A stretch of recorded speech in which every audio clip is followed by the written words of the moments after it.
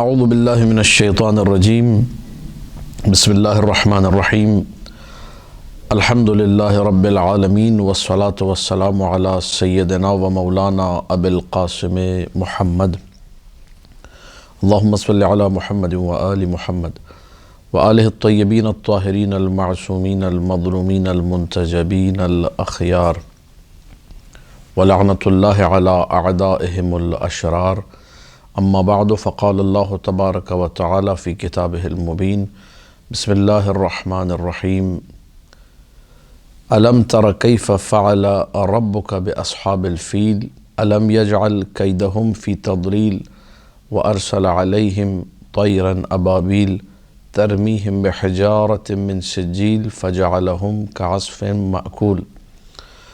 قرآن مجید کا ایک اور سورہ اور اس سورہ کے ساتھ حاضر خدمت ہے سورہ مبارکہ فیل، جو اللہ کی عظمت کا منہ بولتا ثبوت ہے۔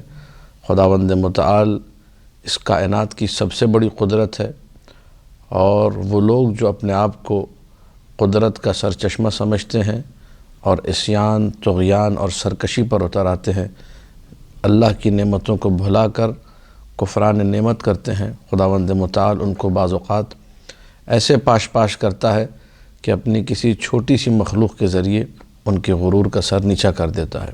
سورہ فیل میں یہ بات واضح طور پر بیان ہوئی کہ کس طریقے سے خداوند متعال کا گھر کعبۃ اللہ، قبلۃ المسلمین، خانہ کعبہ جو ہے اس کو منہدم کرنے ایک طاغی، ایک سرکش شخص، اس کا نام ابرہہ تھا، تو یمن سے چلا مکہ کی طرف تاکہ اس خانہ کعبہ کو منہدم کرے۔ اس کا مقصد فقط اپنی فرعونیت کا اعلان تھا کہ لوگ میرے بنائے ہوئے معبد، لوگ میرے بنائے ہوئے بتکدے کی طرف رخ کریں اور کعبہ کو چھوڑ دیں، اور کعبے کا طواف نہ ہو اور کعبے کا کوئی بھی قصد نہ کرے۔ اور روایات میں یہ ملتا ہے کہ جب یہ شخص ابرہہ ہاتھیوں کے لشکر کو لے کر مکہ پہنچا، اور یہ بڑی عجیب روایت ہے، اور ایک بڑا ہاتھی جب خانہ کعبہ کے قریب پہنچا، مسجد کے قریب، مسجد حرام کے قریب، اس زمانے میں چھوٹی سی مسجد سے آج بڑی وسیع ہو چکی ہے، تو حضرت عبد المطلب مسجد کے دروازے پر پہنچے اور ہاتھی کو خطاب کر کے کہا، کیا تجھے معلوم ہے کہ تجھ سے کیا کروانے جا رہے ہیں؟ تو اس نے کہا، ہاں مجھے معلوم ہے، یہ خانہ کعبہ جو ہے مجھ سے ڈھانے کے لیے اس قصد سے مجھے لے جا رہے ہیں۔ کہا کہ تیرا بھی یہی قصد ہے؟ ہاتھی سے یہی خطاب کیا عبد المطلب نے۔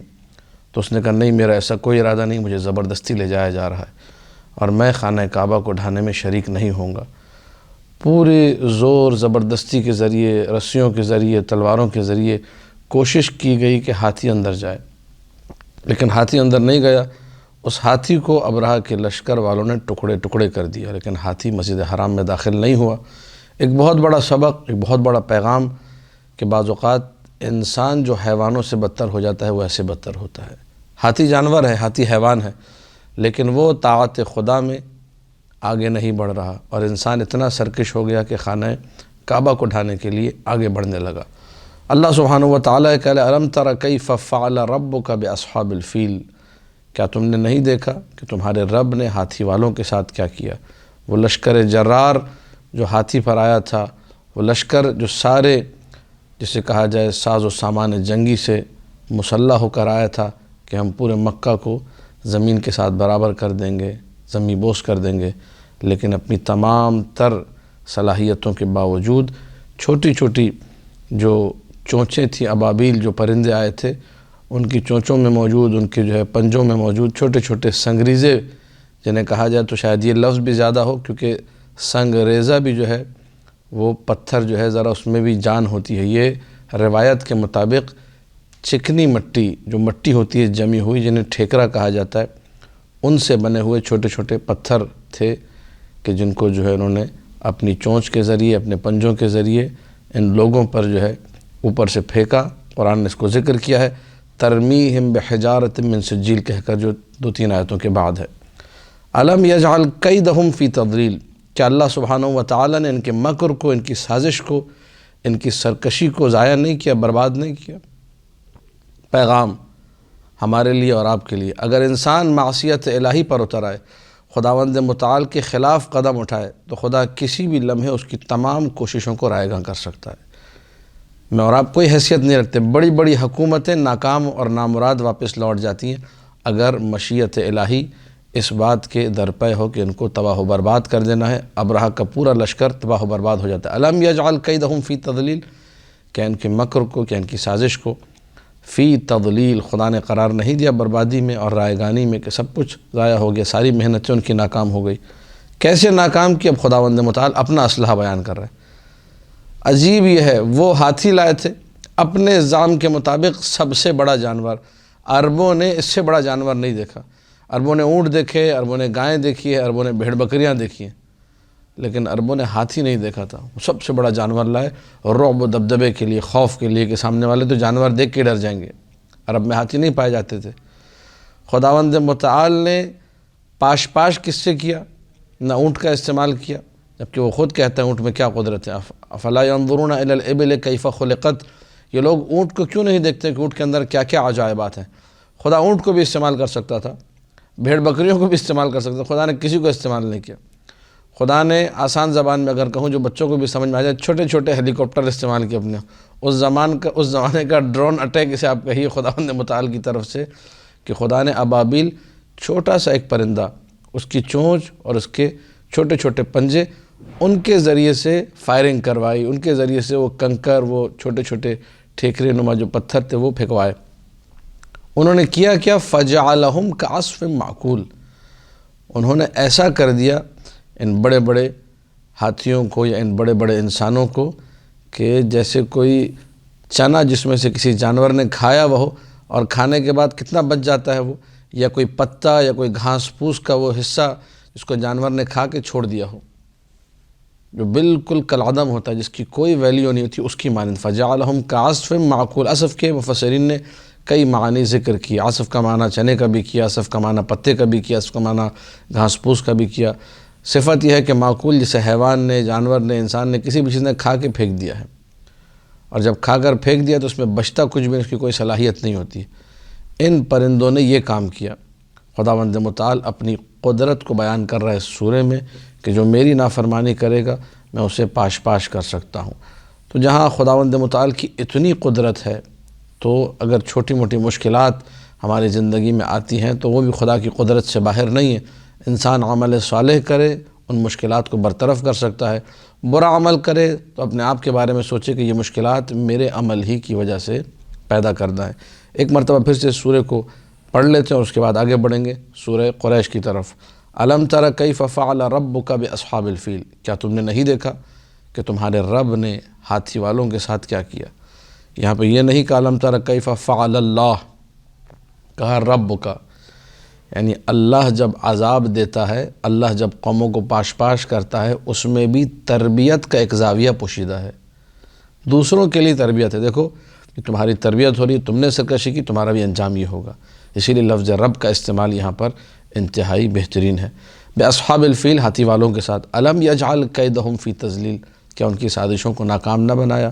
وارسل علیہم طیرا ابابیل، اور ان پہ پرندوں کی ایک جماعت کو بھیجا۔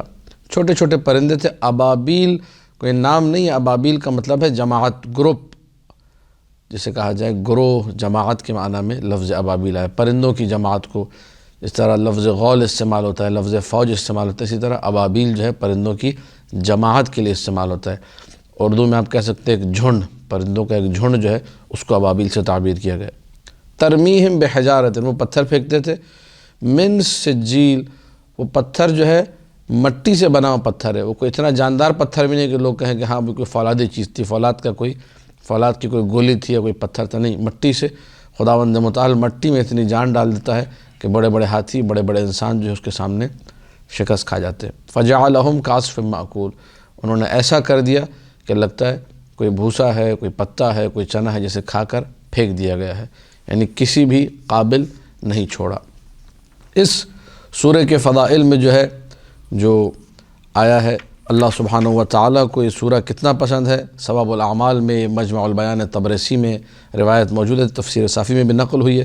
امام جعفر صادق علیہ الصلاۃ والسلام نے فرمایا، من قرأ فی فرائضہ الم تر کیف فعل ربک شہد لہ یوم القیامت کل سہل وجبل ومدر بأنہ کان من المصلین، جس نے اپنی واجب نمازوں میں اس سورہ کو پڑھا، الم تر کیف فعل ربک باصحاب الفیل، تو قیامت کے دن ہر چیز اس کے لیے گواہی دے گی۔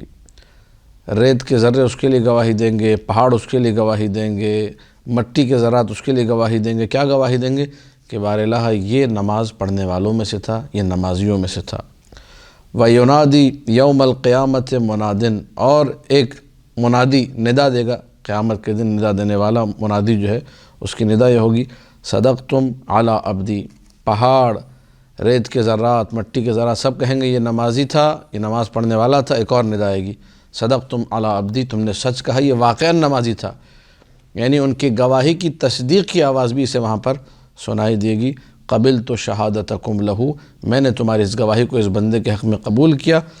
وعلیہ ادخلوہ الجنہ، اور اسی بنیاد پر، اس گواہی کی بنیاد پر اسے جنت میں داخل کر دو۔ فإنہ ممن احبہ اللہ، یہ ان لوگوں میں سے ہے کہ جنہیں اللہ دوست رکھتا ہے، وأحب عملہ، اور اللہ ان کے عمل کو بھی دوست رکھتا ہے۔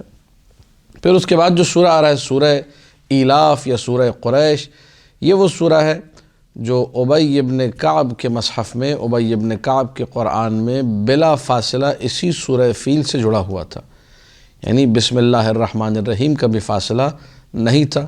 فجعلہم کعصف مأکول کے فوراً بعد لکھا ہوا تھا لإلاف قریش، لہٰذا فقہاء کرام نے فتویٰ دیا کہ سورہ فیل اور سورہ قریش کو نماز میں ایک ہی تصور کیا جائے گا اور ایک ہی سمجھ کے پڑھا جائے گا۔ دو سوروں کو ملا کر آپ پڑھیں گے تو یہ ایک ہی سورہ کاؤنٹ ہوگا۔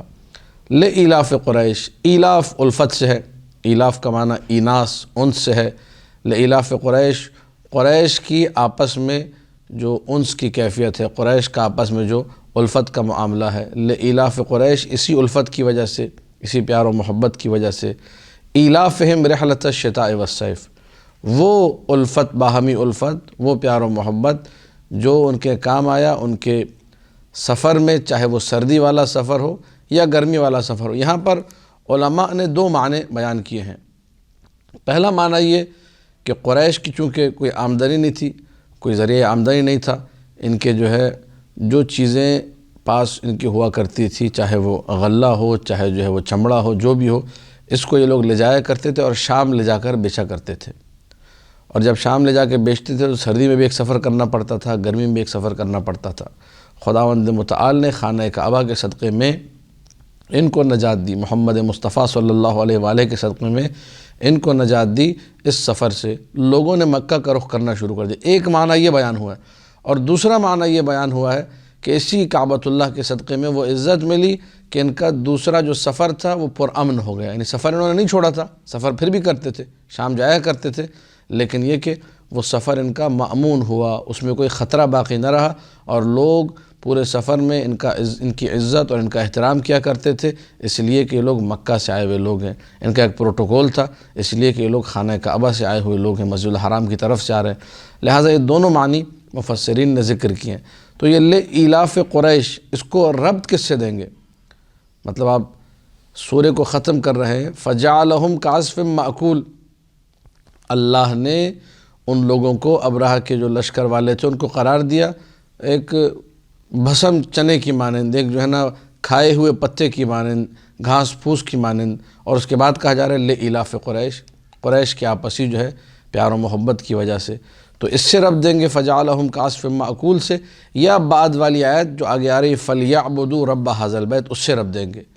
تو مفسرین نے دونوں قول بیان کیے، اس سے بھی رب دے سکتے ہیں کہ خداوند متعال نے ابرہہ کے لشکر کو پاش کر دیا قریش کے آپسی پیار محبت کی وجہ سے۔ اس کا مطلب یہ ایلاف خداوند متعال کو پسند آیا، قریش کا ایکا اللہ کو پسند ہے۔ قریش کا ایکا وہ تھا جس کی وجہ سے خداوند متعال نے، اگرچہ قریش کے پاس وہ صلاحیتیں نہیں تھی، وہ اسلحہ نہیں تھا، وہ ویپن نہیں تھا، لیکن اللہ نے ان کو کامیابی عطا کی اور ابرہہ کو ختم کر دیا، فنا کر دیا۔ ایک معنی یہ ہے۔ دوسرا معنی اسی ایلاف کی وجہ سے، وہ پیار و محبت جس کی وجہ سے یہ لوگ جو ہے اپنے گرمی اور سردی کے سفر میں بھی مطمئن رہتے تھے، پرامن رہتے تھے، اب ان کو چاہیے کہ رب کی عبادت کریں، فلیعبدوا رب ھذا البیت۔ ان میں لڑائی جھگڑا نہیں ہے، ورنہ عرب ہی میں ایسی قومیں ہیں جو 400 سال لڑتی رہی ہیں، آپس کے قریبی ترین رشتہ دار ایک دوسرے کے خون کے پیاسے رہے۔ لإلاف قریش، ایلافہم رحلۃ الشتاء والصیف، ان کی آپسی الفت جو کہ رحلہ کہتے ہیں سفر کو، جرنی کو، ایک سفر، ایک ایسا سفر، رحلۃ الشتاء جو سردی کا ہے، والصیف، صیف جو ہے گرمی کے سفر کو کہتے ہیں، یہ دونوں کے دونوں سفر قریش کے پرامن ہوئے، پرراحت ہوئے، اس میں کوئی تنگی، کوئی پریشانی، کوئی مشکل، کوئی خطرہ نہ تھا۔ فَلْيَعْبُدُوا رَبَّ هَذَا الْبَيْتِ، جب اللہ سبحانہ و تعالیٰ نے ابرہہ جیسے خطرے کو ٹال دیا، ان کے لیے وہ ماحول پیدا کر دیا کہ پرامن طریقے سے زندگی گزاریں، اس کا مطلب امن بھی پروردگار کی بڑی نعمتوں میں سے ایک نعمت ہے۔ اگر یہ امن انسان کو میسر آ جائے، نعمت پروردگار ہے۔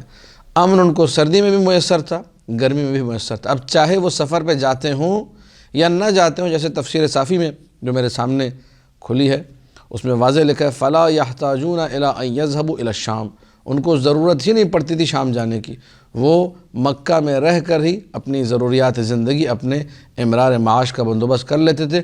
یا بعض دیگر مفسرین تفسیر منہج الصادقین ہے یا مجمع البیان ہے، انہوں نے اس بات کو تحریر کیا کہ سفر پہ جایا کرتے تھے، لیکن اب سفر جو ہے خطرے سے خالی ہو گیا تھا، اب ابرہہ کے لوگ نہیں تھے، اب ابرہہ کا لشکر جو ہے پاش پاش ہو چکا تھا۔ دونوں صورتوں میں نعمت امن، چاہے سفر میں ہو چاہے حضر میں، چاہے اپنے وطن میں ہو چاہے دوسرے علاقے میں، جہاں بھی انسان کو امن میسر آئے اسے اس بات کا اقرار کرنا چاہیے کہ الحمدللہ رب العالمین، یہ نعمت امن جو ہے پروردگار کی طرف سے، وگرنہ اللہ چاہے تو انسان کے لیے کہیں بھی خطرہ پیدا کر سکتا ہے، اب چاہے وہ عقوبت کے باب سے اسے سزا دینی ہو یا کوئی اور مصلحت ہو، لہٰذا امن کی نعمت پر بھی جتنا شکر ادا کیا جائے وہ کرنا چاہیے۔ اور پروردگار نے اس بات کی طرف اشارہ کیا، جب تمہارے اندر باہمی پیار و محبت ہے، آپس میں تمہارے رشتے مضبوط ہیں، اس پر بھی تمہیں رب کی عبادت کرنی چاہیے۔ پھر یہاں پہ ہمیں ایک پیغام ملتا ہے کہ اگر ہمارے خاندان ایسے ہیں جن میں کوئی لڑائی جھگڑا نہیں ہے، ورنہ تو رشتہ داروں کے بارے میں کیا کیا مقولے ہیں وہ آپ بہتر جانتے ہیں کہ رشتہ دار پتہ نہیں ایسی لکڑیاں ہیں، ان کو قریب جلاؤ تو وہ جل اٹھتی ہیں اور جو ہے دور کر دو تو دھواں دیتی ہیں وغیرہ وغیرہ۔ اس کا مطلب رشتہ داروں سے انسان کسی بھی حال میں ان کے ساتھ نہیں رہ سکتا، لیکن اگر خاندان میں امن ہے، پیار محبت ہے، لڑائی جھگڑے کم ہیں، ناچاقیاں کم ہیں، چپ کلشیں کم ہیں، تو اس کا مطلب یہ ہے کہ یہ نعمت پروردگار ہے۔ فَلْيَعْبُدُوا رَبَّ هَذَا الْبَيْتِ، انسان کو چاہیے وہ اس مقام پر شکر پروردگار بجا لائے کہ الحمدللہ ہمارے خاندان میں کوئی لڑائی نہیں۔ اب اگر بہت بڑا خاندان ہے، آپ کے اپنے گھر میں لڑائی نہیں، لَإِن شَكَرْتُمْ لَأَزِيدَنَّكُمْ، تم پروردگار کی نعمتوں پہ شکر ادا کرو، اللہ اس کو اور بڑھا دے گا۔ اپنے خاندان میں لڑائی جھگڑا نہیں، شکر ادا کرو الحمدللہ میرا اپنا گھر جو ہے، ماں باپ سے کوئی لڑائی جھگڑا نہیں، بہن بھائیوں میں کوئی لڑائی جھگڑا نہیں، سب پیار محبت سے رہتے ہیں۔ اس پہ انسان شکر کرے گا تو چچا کی فیملی سے بھی رابطہ اچھا ہو جائے گا، کزن سے بھی رابطہ اچھا ہو جائے گا، معاملات دن بدن بہتر ہونا شروع ہوں گے۔ فَلْيَعْبُدُوا رَبَّ هَذَا الْبَيْتِ الَّذِي أَطْعَمَهُم مِّن جُوع، جس رب نے انہیں بھوک سے نجات دی، ان کے پیٹوں کو جو ہے بھرا، جب ان کو خشکی کا زمانہ تھا، قحط سالی کا زمانہ تھا، جب معاملات بگڑے ہوئے تھے، اللہ نے ان معاملات کو سنوارا۔ وَآمَنَهُم مِّن خَوْف، اور ان کو ہر قسم کے خوف سے نجات دی۔ یہ دو سورہ، سورہ فیل اور سورہ قریش، دونوں کے دونوں سورے ایک ساتھ بعض مصاحف میں جو ابی ابن کعب کا مصحف ہے اس میں موجود ہے، ہمارے فقہ کا فتویٰ بھی آپ لوگوں نے سماعت فرما لیا۔ اس سورہ کے بارے میں بھی الگ سے تعبیر امام جعفر صادق علیہ الصلاۃ والسلام کی موجود ہے۔ مولا فرماتے ہیں من اکثر قراءۃ لإیلاف قریش بعثہ اللہ یوم القیامۃ علی مرکب من مراکب الجنہ، جس نے کثرت سے اس سورہ کی تلاوت کی، سورہ لإیلاف قریش کی، تو اس کے لیے ایک بہترین سواری کا انتظام ہوگا قیامت کے دن۔ اس طرح دنیا میں ایک سے ایک سواریاں ہیں جن پہ بیٹھ کے انسان اپنے آپ کو ناز و نعم میں سمجھتا ہے، اپنے لیے پروٹوکول سمجھتا ہے کہ جب میں فلاں گاڑی میں بیٹھا تھا، تو جنت کی سواری اس کو بروز حشر جو ہے جنت تک لے کر جائے گی، اور لے جا کر کہاں بٹھائے گی؟ نور کے دسترخوان پہ، حتیٰ یقعد علی موائد النور یوم القیامت انشاء اللہ۔ تو دو سورہ ہے، سورہ فیل اور سورہ قریش۔ سورہ فیل کو پڑھنے کا ثواب انسان اللہ کا محبوب بن جاتا ہے، اللہ اس سے محبت کرتا ہے۔ سورہ قریش کا ثواب اللہ اس کو جنت تک پروٹوکول میں پہنچاتا ہے۔ دعائے خداوند متعال سے ہم ان دو سوروں کو پڑھ کر ان کے پیغامات کو سمجھنے کی توفیق عطا کرے، اور اپنی واجب نمازوں میں ان دونوں سوروں کو پڑھنے کی توفیق عطا کرے۔ والسلام علیکم ورحمۃ اللہ وبرکاتہ۔